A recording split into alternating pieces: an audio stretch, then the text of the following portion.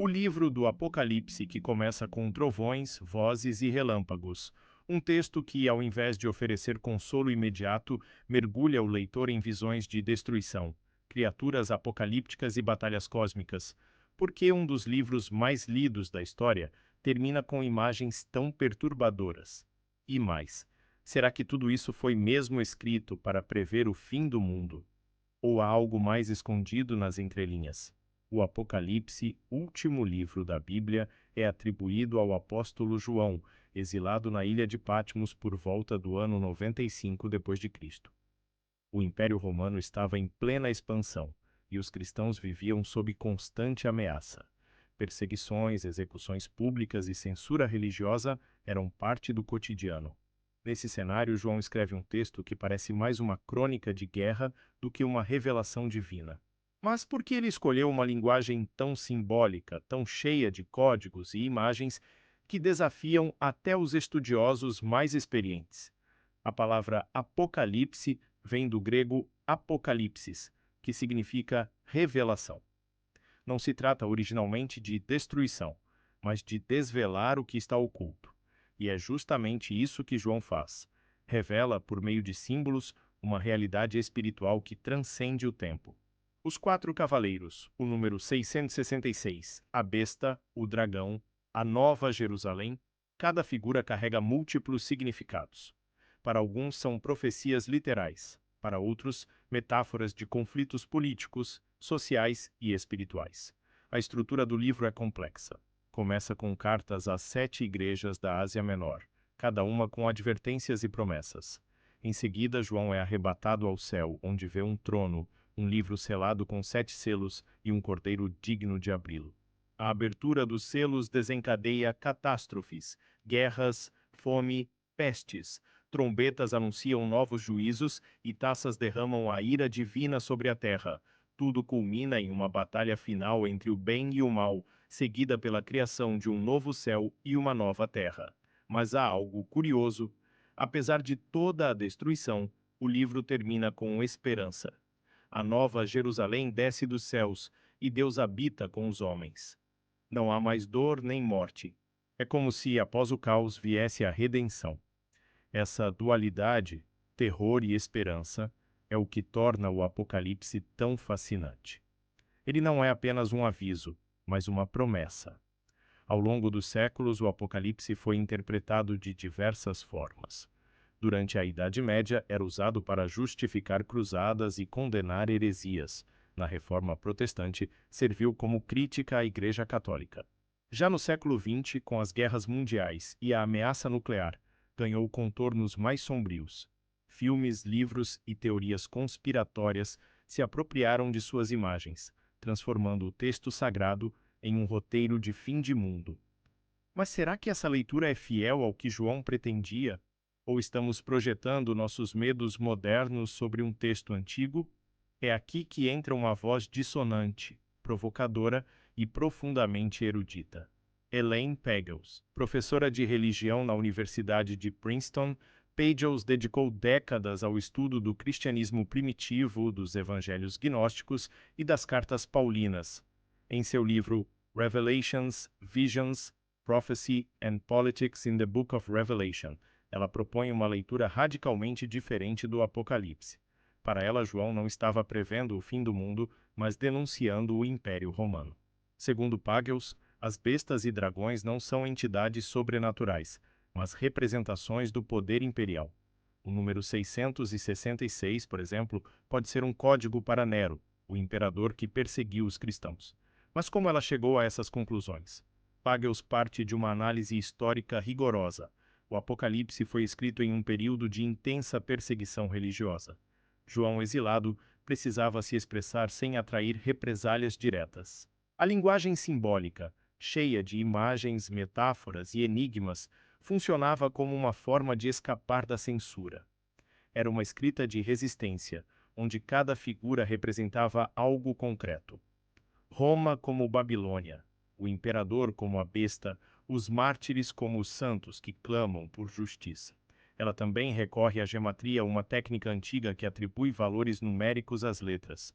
Quando o nome Nero César é transliterado para o hebraico e somado, o resultado é exatamente 666.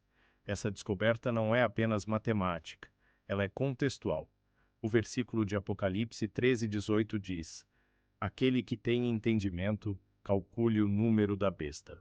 Uma clara indicação de que o número é um enigma proposital, destinado a leitores que conheciam os códigos.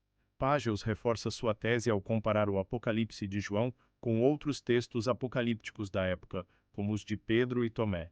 Muitos desses escritos também usavam linguagem simbólica para expressar resistência política e espiritual.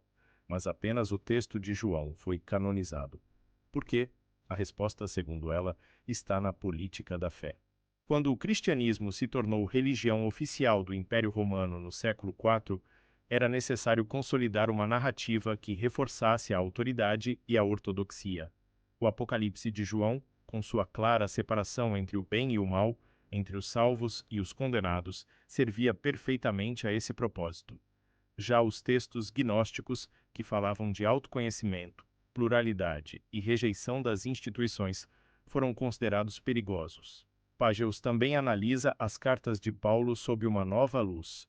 Em The Gnostic Paul, Gnostic Exegesis of the Pauline Letters, ela mostra que para os gnósticos, grupo cristão marginalizado pela ortodoxia, Paulo não era um defensor da doutrina oficial, mas um mestre espiritual que usava códigos para transmitir ensinamentos secretos. Segundo essa visão, as epístolas paulinas contêm mensagens ocultas sobre a natureza divina do ser humano, a rejeição das hierarquias religiosas e a busca por uma revelação interior.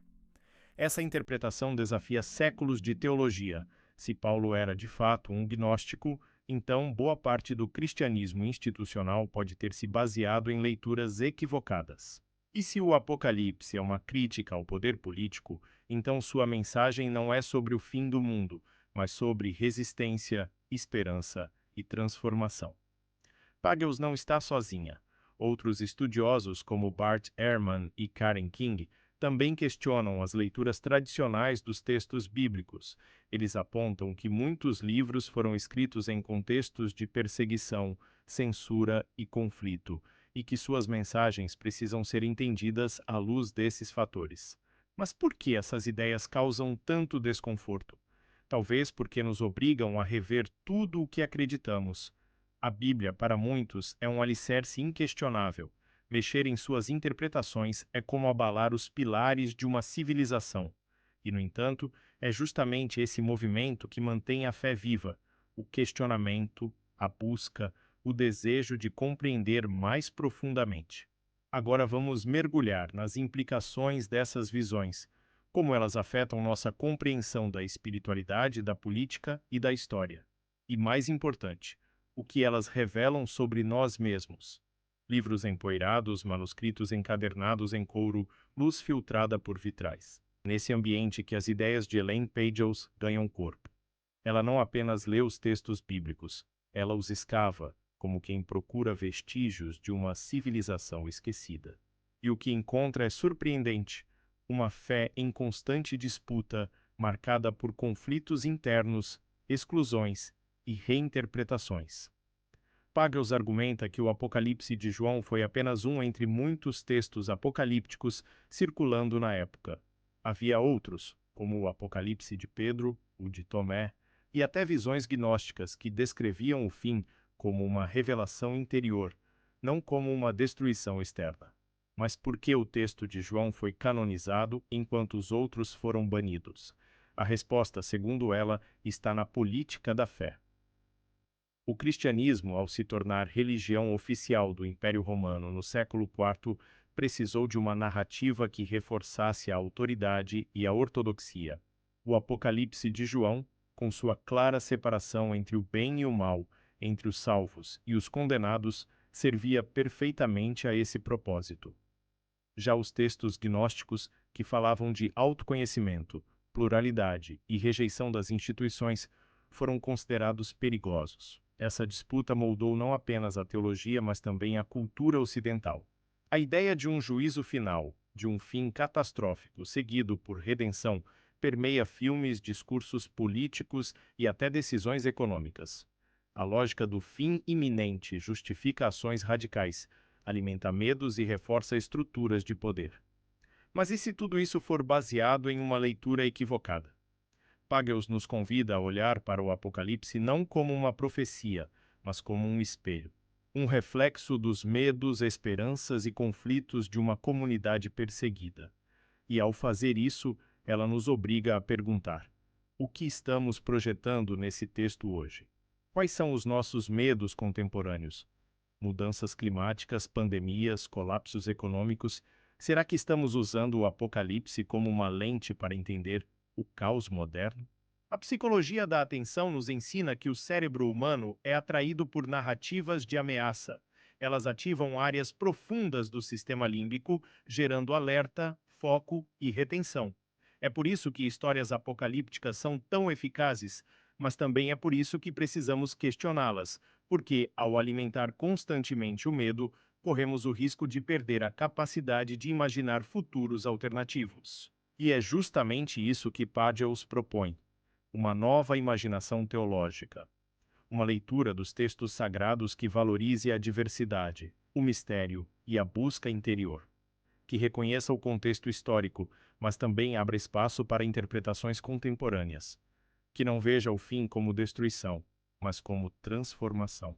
Essa abordagem tem implicações profundas. Na política, pode inspirar movimentos mais inclusivos e menos dogmáticos. Na educação, pode estimular o pensamento crítico e a valorização da pluralidade. Na espiritualidade, pode abrir caminhos para experiências mais autênticas e menos institucionalizadas. Mas há resistência. Muitos líderes religiosos veem essas ideias como ameaças à fé tradicional. Alegam que relativizam a verdade, enfraquecem a autoridade e confundem os fiéis. E de fato, há riscos. Toda reinterpretação exige responsabilidade, estudo e diálogo. Mas também há oportunidades, porque ao revisitar os textos com novos olhos, podemos descobrir mensagens que estavam ocultas, como os próprios apocalipses sugerem. A câmera agora se afasta de prédios, trânsito, telas digitais. O mundo mudou, mas os dilemas continuam. Ainda buscamos sentido, ainda tememos o fim, ainda esperamos redenção. E talvez, ao entender melhor o passado, possamos construir um futuro mais consciente. O Apocalipse, então, não é apenas um livro, é um convite, um chamado à reflexão, à resistência e à esperança. Seja como profecia, seja como metáfora, ele nos desafia a olhar para dentro e para o mundo com mais profundidade. Se você chegou até aqui, parabéns! Você acaba de atravessar um dos textos mais complexos e fascinantes da história humana. E agora, a pergunta final: o que você vai fazer com esse conhecimento? Se gostou deste conteúdo, inscreva-se no canal, compartilhe com amigos e deixe seu comentário abaixo. Queremos saber o que você pensa, quais dúvidas surgiram e que outras histórias você gostaria de ver por aqui. Até a próxima!